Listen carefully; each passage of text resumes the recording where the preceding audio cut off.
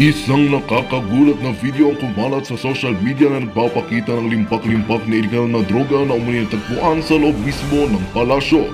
Ang kontrobersyal na video ay nagdulot ng malaking ingay sa publiko at agad na naglabas ng kautusan ng mga kinauukulan para imbestigahan ng issue.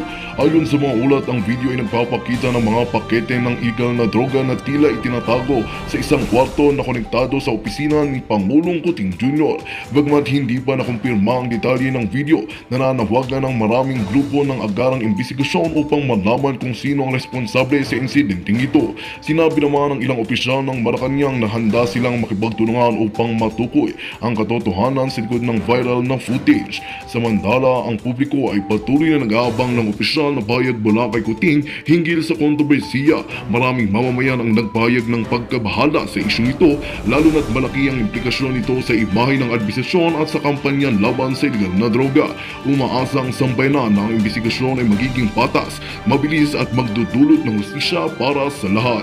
At yan nga ang balitang ating pagkakatutukan. Ngunit bagong lahat, siguraduhin mag-subscribe at ihit ang notification bell para sa patuloy na pagtutok sa mga silap ng bagong balita sa tunay na boses ng masa.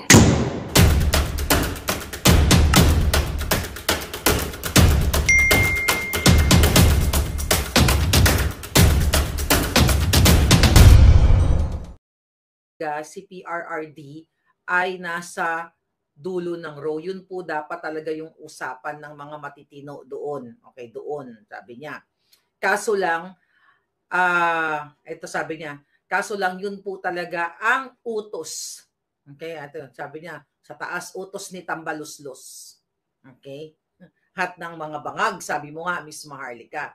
Grabe po, pero ganun pa man, sabi niya, talagang pinakita ni PRRD kung gaano siya gaano siya katapang, gaano siya ka rockstar. Okay? Grabe po, talagang pinagkaisahan nila, nagsama-sama na ang mga kakamping. Yan, planado po yun. Sabi niya, planado po talaga yun. Teka, ito pa, may message pa. Okay? Okay, sabi pa nga niya, buti na nga lang po yung abogado ni Pangulong Duterte ay nandoon medyo nakatabi sa gilid niya, sa gitna nila ni Jokno. Kaya medyo sabi niya, kaya medyo nakakaprotekta din si Attorney Delgra. Pero yun po talaga, sabihin niyo sa inyo mga tagapanood na intention po nila para i-trigger, galitin ng Pangulong Duterte o baka nga, buti nga hindi nasaktan ng Pangulo. So yun, mga palangga, so intention nila, well, you know that already. Okay? Intention nilang tarantaduhin ang Pangulo, wala silang respeto, mga kababayan, sa ating Pangulong Duterte dahil yung hearing na yon maituturing muna high-profile hearing. Dahil hindi high-profile yung mga gago, mga bugo. High profile kasi dating presidente ang nandoon. So ganun na lamang nilang bastusin, gaguhin, tarantaduhin ang Pangulo at galitin. Pero hindi sila nagwagi. Okay? Sabi ni Maribig Tadjana, talaga kita-kita naman po na talagang wala silang respeto. Okay? Sabi ni Belle, Miss Marlica, napanood ko sa isang vlog, bumaliktad ka na daw kay BBM. Putang ina, hindi mangyayari yan. Mga fake news yan, huwag ka nang manood ng mga fake news. Hindi babaliktad ang isang maharlik ka sa mga pabalik dito sa mga demonyong mambubudol. That's not gonna happen over my gorgeous body. Palangga. So ngayon, mga kababayan, okay, tingnan natin ang ating mga dito. Okay, mga mensahe ng ating mga puting as. Okay. Actually, nakakagalit talaga kasi I forgot kung sino nagpaliwanag na parang may nakita ko abogado na nagsabi. Pero ganito 'yan. Sa korte, 'di ba, pinaghihiwalay ang yung plaintiff at saka defendants, so yung mga nagrereklamo at ang mga dumidepensa, 'di ba? Pinaghihiwalay 'yan. Sa harap ng judge, 'di ba, ang judge sa gitna, kanan. Hindi ko lang alam kung kaliwa ba yung plaintiff o kanan ba yung nagde-defense o defendant o whatever. Pero may seating arrangement. Diyan sa hearing, meron din yan seating arrangement. Depende sa klase ng resource person, kung sinong unang magsasalita, pangalawa, pangatlo, pang-apat. Depende kung ano yung kanilang yun na pagsasalatsan, kung honest to goodness hearing. Pero we all know that the hearing ay what? Talagang to destroy the president. Right? So yun ang inyong pakatandaan. So you all know na talagang sabi ni Fidel Castro na explain na ni Kong Marcoleta dapat nakahiwalay. Oh, pero kasi pwede naman silang magkadikit. Actually, pwede naman silang magkadikit. Depende nga kung ano yung priority ng committee na yon. Kung walang ganitong klasing pagbibintang kay Pangulong Duterte, at yun nga, talagang depende kung may mga whistleblower talaga na delikado ang kanyang buhay, 'di ba? Wala namang whistleblower doon na delikado ang kanilang buhay dahil buhay pa nga sila, sabi ni Pangulong Duterte, 'di ba? Doon kay Asierto, kung pinapatay kita, buhay ka pa. But anyway, wala namang delikado doon na talagang sa hearing na may record ng panggugurgur o talagang hindi natin alam si De Lima at saka si Trillanes dahil behind the scene, akala mo nagbait-baitan sila doon. Hindi natin alam kung ilan ang pinagurgor nila behind the scene. 'Di ba? O baka sila ang gumurgor. We don't know. Ngayon, depende nga yun sa bigat ng pinag-uusapan. Okay? So pag-usapan natin itong mainit na issue. Actually, it's not really mainit dahil pang-apat na yata ito na ginawa nila kay Attorney Glenn Chong, wala.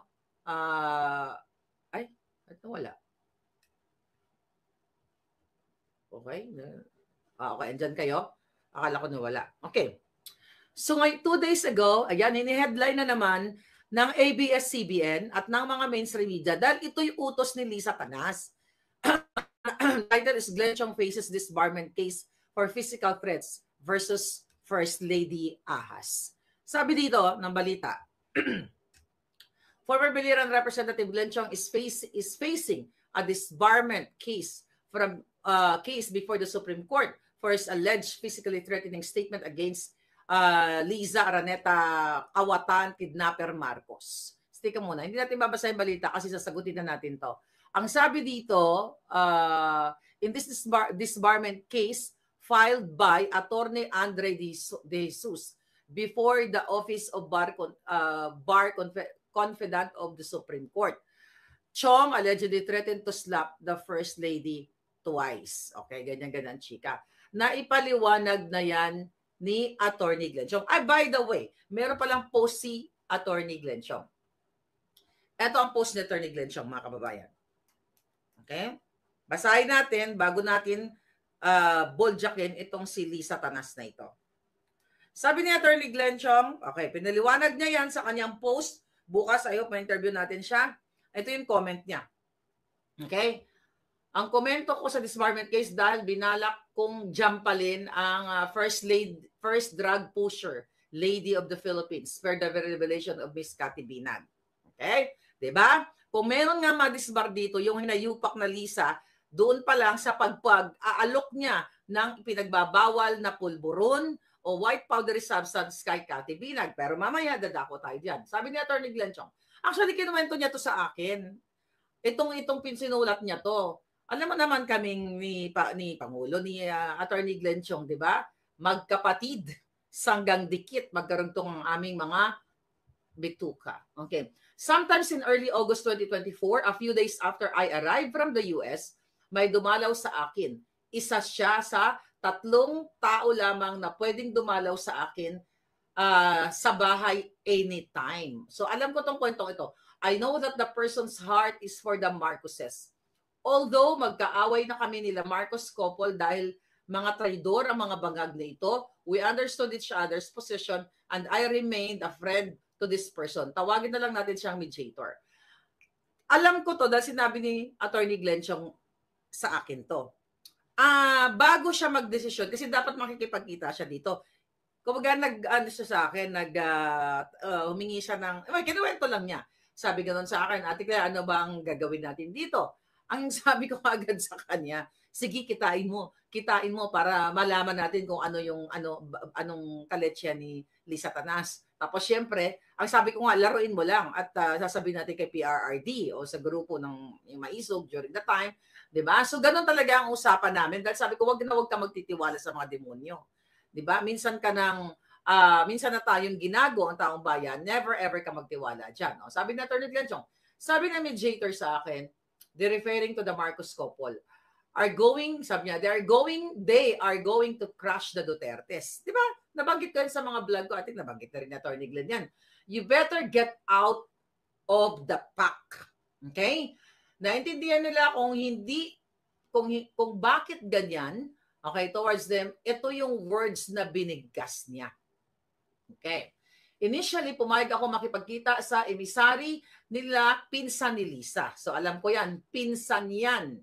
Ayoko na lang pangalanan, hindi naman pinangalan ni Atty. Glenn John, pero kilala ko dahil sinabi sa akin.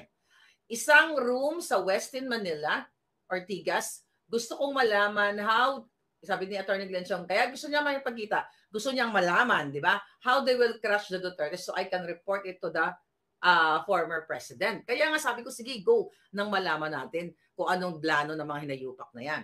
O, sabi ni Atty. Glenn John, why should I remain loyal to a couple of drug-crazed traitors? Sila ang unang nagtraidor sa akin by selling me to Smartmatic kapalit ng pagmamanipula ng eleksyon, pabor kay Marcos Jr. at anak niya. Kung matatandaan ninyo, 2023 pa lang, meron ng sulat si Atty. Glenn Chong, I think sa Congress, at mayroon siyang affidavit, di ba? Sworn statement na patungkol dito sa pagpadadaraya sa Smartmatic. Kung matino itong mga buwaka ng inang nasa Congress, mga tuwad-tuwad, huwad committee na yan, dapat nagkaroon ng inquiry patungkol dito sa revelasyon ni Glenn Chong. Sana si Amy Matos ay nagkaroon din ng inquiry dyan sa Senate dahil siya ang chairman ng Committee on Electoral Reforms. So wala, okay. Alam nyo na yan. Teka muna. Ito, sabi ng Atty. Glenn. However, something happened before the meeting took place. I was fuming mad when I called the mediator and flatly told him, let them crush me with the Dutertes. I will stay with the pack. We have nothing more to talk about. Actually, alam ko din yung sinabi ni Atty. Glenn Chong na something happened before, pero I will let him, talk about that kapag na-interview na natin siya. Sabi ni Atty. Glenn, after this event, I relayed the matter to the former president through a friend to put him on firm notice. Fast forward to these days, about 4 months later, we have seen naked attempts to crush VP Sara Duterte and former President Duterte by the minions of the Marcos couple in their bid to eliminate all opposition to their malevolent designs to cling to power beyond 2028. Diba? November pa lang, 2023, nagsasalta na ating puting as, nagdadadakdak na ako tungkol sa pag-crush nila sa Duterte at lahat ng mga allies, right? Sabi ni Atty. Glenn, I am not surprised at this design to cling to power at any and all cost dahil noong nagprotesta pa lang si Marcos Jr. laban kay Leni Robredo, nagtangka si Lisa Marcos na manipulahin ang desisyon ng Korte Suprema sitting as Presidential Electoral Tribunal upang ipanalo si Marcos Jr. sa protesta. Hindi tumates. This is my own personal knowledge.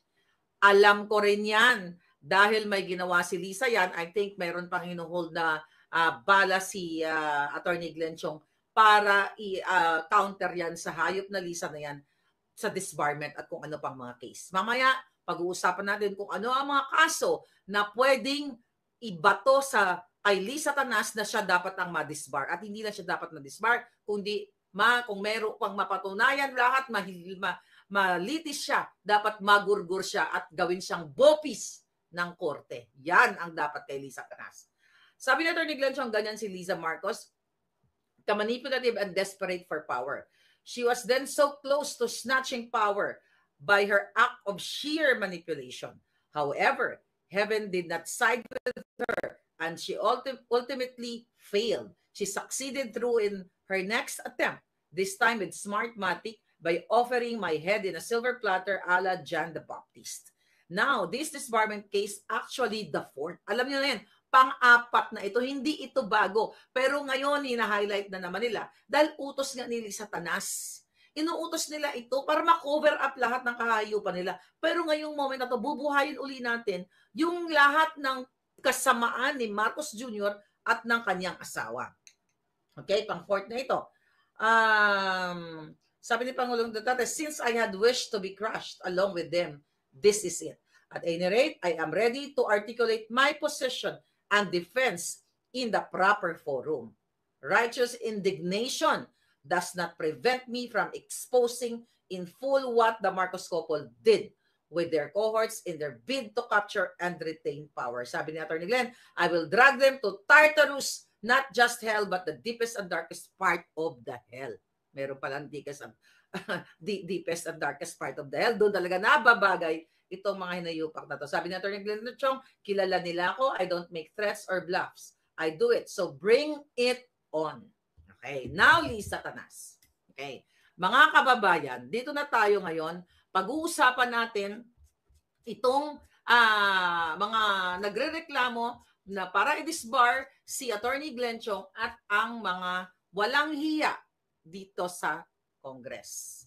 Remember, andyan si Garin, sila Suarez, yung mga hinayupak na yan, na nagbida-bidahan dyan dati na dapat yun nga hindi dapat sinasabi ni Glenn Chong yung kung nagkaharap na lang si Lisa Tanas ay jajampalin niya kasi dapat babae daw yan nire-respeto. Hoy, mga buwaka ng gininan nyo. Hindi ka respeto ang isang kidnapper na katulad ni Lisa Tanas na nag-kidnap ng 2 bata at naging successful siya. Extraction ang term niyang ginamit dahil in-extract niya, dinukot niya ang 2 bata mula sa Turkey sa pakikipagsabuatan niya sa DOJ. Now, balik muna tayo dito sa buwaka ng inang kongresista. Kung matino kayong mga hayop kayo, dahil di ba 15 days supposedly ay sinasagot ninyo ang mga sulat ng taong bayan. Mga kababayan, i-refresh natin ang mga utak ninyo. March 19, 2024, ayan po, okay, yan. Nakita nyo yan? The Honorable Janet Garin, dishonorable, ayan, sinulat ni Atty. Glenn Chong yan, babasahin yan, na-receive niya yan. Babasahin ko. Dahil nagdadadakdak itong mga walang hiyang ito na ang babae na katulad, hindi babae si Lisa, babae pala siya, babaeng sawa. Okay? Sabi ni Atty. Glenn Chong, greetings. Please find the attached sworn statement which I executed, ayan, ito na nga, on September 11, 2023 to partly explain the alleged reprehensible remarks I made at Liwasang Bonifacio against Attorney Liza Bangag o Pusher Marcos, the wife of the proclaimed winner in the presidential elections held on May 9, 2022. The moral and legal issue underlying my righteous indignation is a clear public issue, yes, which the House of Representatives is duty bound to act upon. Hence, I am requesting your office to initiate a public congressional inquiry in aid of legislation and or for the purpose of filing an impeachment complaint against the husband of Attorney Lisa Tanas Marcos if so warranted. You may send your communications relative to this matter by electronic mail and Ayan, naka-attach pa nga si Johnny Pimentel, ay nakasisi pa si Johnny Pimentel, si Barbers, si Goles. Bakit nagsulat si Atty. Glenn Chong? Para magkaroon ng in aid of free buwaka ng ginang legislation. Pero sumagot ba ang Congress dito sa email ni Atty. Glenn Chong? At personal pa yan. Dineliver yan sa Congress personal. Diba? Merong batas na within 15 days sasagutin ng mga buwaka ng inang hayop ng mga kongresista na yan ang sulat ng mamamayang Pilipino kung whether nonsense, walang may substance o wala, sasagutin nila. Never ever nilang sinagot kasi hawak sila lahat sa liig ni Lisa Tanas. Then now, may bagong disbarment at nakipagsabuatan ang mainstream media.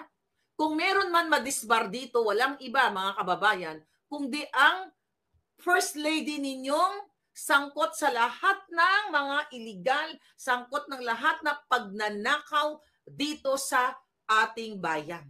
Ano ang mga pwedeng criminal at civil cases na haharapin ni Lisa Tanas? Ayan, inisa-isa natin. Sa doon sa pag-conspire sa ISAP, sa DOJ, sa DFA, kay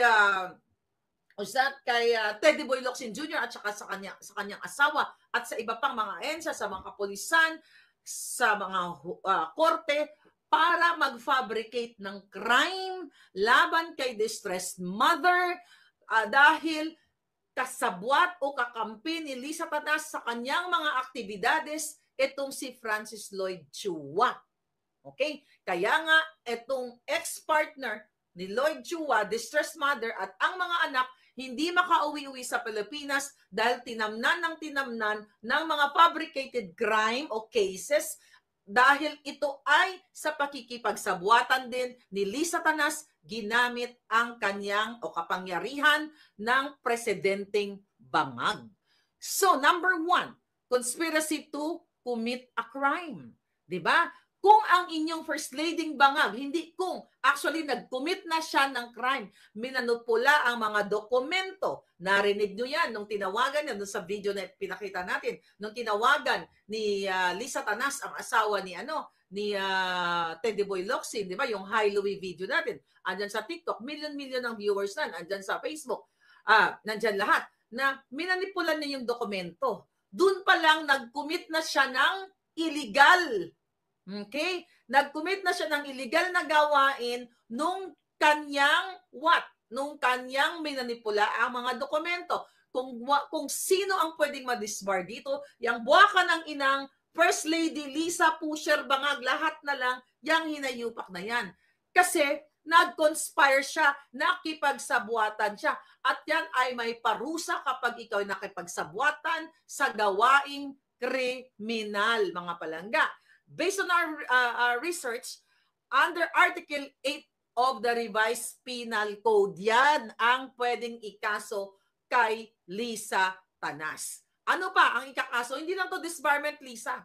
Tapos ngayon, ganun si Attorney Glenn Chong, kayong mga huwad committee, kung gusto nyong imbestigahan ito dapat ang imbestigahan nyo dyan in aid of legislation at dapat nakasuhan na yung buwaka ng inang ito. Number 2, okay? Falsification of public documents. Dahil pinalsificate ni Lisa Tanas ang mga dokumento para maisakatuparan ng kanyang kaibigan ng mga kasabwat na ma-extract ang 2 minor de edad from Turkey at maibalik ngayon sa Pilipinas kasama ang kanilang ama, pero ang ama ay hindi naman, ayon sa ating source, hindi naman inaalaga ng anak kundi inaasa sa mga yaya, kaya ang mga bata ay under therapy. You know, merong psychological therapy yung mga bata kasi may impact sa kanila ang ginawa ni Lisang pakikipagsabuatan, pagpafabricate ng mga dokumento para maging successfully makidnap ang mga bata pabalik ng Pilipinas. Kaya kung iimbestigahan lang lahat yan, dahil walang magawa si distressed mother, hindi makauwi sa Pilipinas, even ang mga property ni distressed mother ay ginigipit ng grupo ni Lisa Tanas. Kapag ito ay binuksan at pinag-usapan ng bayan, mga palangga, makukulong, magugurgur pa kung maibalik ni Attorney Vic Rodriguez ang hatol na bitay, mga palangga, later on, at talagang magkaroon tayo, bitay ang kaparusahan ng ginawa ni Lisa Tanas. Number 3 na pwedeng ikaso kay Lisa, human trafficking or illegal detention. Bakit kamo? Dahil my God, pinilit yun eh. Narinig nyo yung video? Pinilay ko na yan dito na nag-iiyakan ang mga bata doon sa presinto, sa Turkey, kung saan puwersaan silang dinukot, pinaghiwalay sa kanilang mga magulang. Doon pa lang sa Turkey. Bakit nangyari yung mga ganong coercion? Dahil sa mga fabricated documents na ginawa ni Lisa Tanas, kasabot ang DOJ, ISAF, DFA, embassy sa Turkey. So ito ay illegal. Illegal sa salita natin, sa maiksing pagsasalita na maintindihan natin, pangingidnap. Okay. At ayon sa ating pagsaliksik, ano ang kasong kaharapin ni Lisa? Republic Act number 9208, Anti-Trafficking in Persons Act. Kaya hindi lang disbarment itong hinayupak na ito. Kasi illegal niyang pinadukot eh. 'Di ba? Kinidnap eh.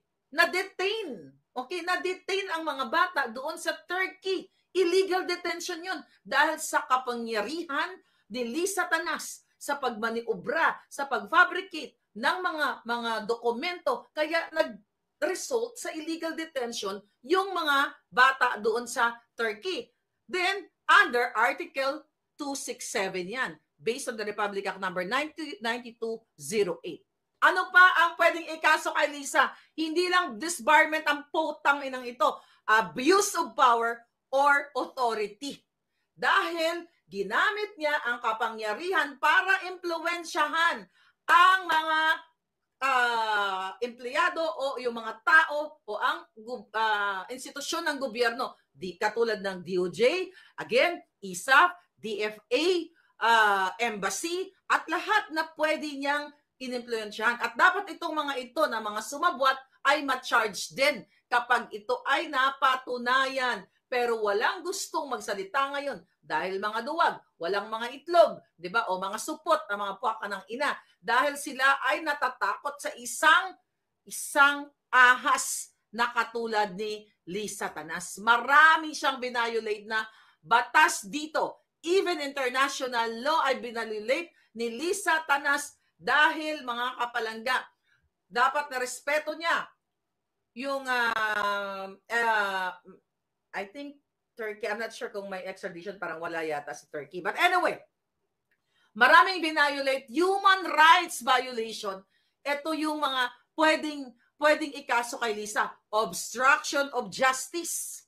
Bakit kamo? Sabi ko nga, minanipulan niya yung mga ebidensya, mga dokumento, di ba? Kitang-kita nyo naman na sinabi niya kay sa asawa ni Teddy Boy Locsin na naayos niya na lahat ng mga papers and everything. Kailangan lang niya ng little push. Magandang balita ang hatid namin sa inyo ngayong araw. Sa pagtatapos ng aming balitaan, nagbigay kami ng mga mahalagang impormasyon. Maraming salamat sa pagtutok at pagsuporta sa aming programa. Huwag kalimutang manatili sa mga susunod na araw para sa mga bagong balita at mga kwento na dapat nating abangan. Mula sa Boses ng Masa, magandang araw Pilipinas!